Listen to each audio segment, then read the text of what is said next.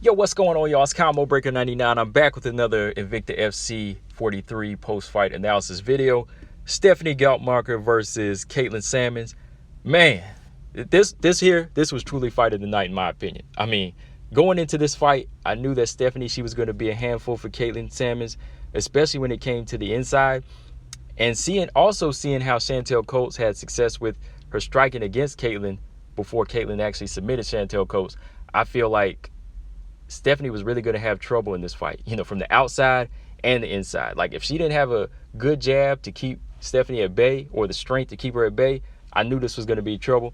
And after a rough start on the inside, Caitlin was able to create that distance, only to eat a big overhand right from Stephanie Geltmacher, dropping her and putting her out in the first round. And I was like, wow, I did not see that coming so early on. But like I said, when you put these two styles together, if a fighter is more so a ground fighter and they don't have a outside game against a powerhouse like Stephanie Geltmacher, man, it's going to be lights out. And that's what it was. It was lights out, man, in the first round. I mean, right away in the first round, Stephanie comes out with this powerhouse pressure.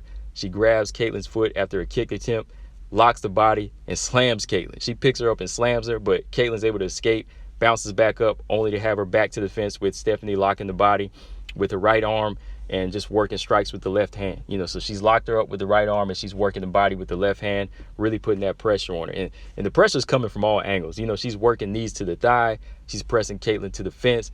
Caitlin's just trying to be calm. She's trying to look for an opening, trying to slip that underhook under, but the opportunity was never there because, Stephanie's clinch was just too tight. Finally, Caitlin slips in an underhook and she's able to turn Stephanie to the fence and land some good knees of her own. Like, she lands a good knee up by the liver on Stephanie Geltmacher to slow her down. But most of this was just like back and forth knees. And I feel like, the ref saw it as just being a stalemate. And there was a point where I thought that Caitlin, she was getting a little bit frustrated with one of those big knees, but she ate a knee to the groin. That was the problem. She ate a knee to the groin. So whenever he broke them up, she also had like a wardrobe malfunction too, so she had to fix her top. And on top of that, I guess it gave her a break because she did eat a big knee to the groin. But right back to it, Caitlin was trying to find her range, and like I said, you got to have some power in the jab. You got to have strength to keep Stephanie off you because Stephanie, she's bouncing in and out. She's looking to set up something big because she throws one overhand right, and that's foreshadowing right there because she throws one and misses. Caitlin makes her miss by a mile, but I'm like, Caitlin's got to start pumping something out. She has to start landing something to get that respect. But once again, Stephanie steps in. She switches level, throws a jab to the chest, follows up with a big overhand right, planted right on the chin of Caitlin, knocking her down and out. She lands a few shots while she's down, but the ref pulls off because that's a knockout. That was a killer shot. I mean, even Stephanie didn't see it coming because when she landed that shot, she was just like, she just blew up because she never did that before. Even after the fight, she was like, I never did that before. That was great, because, I mean, when you go back and look at the replay, she threw that jab to the chest and she brought that right hand from down bottom.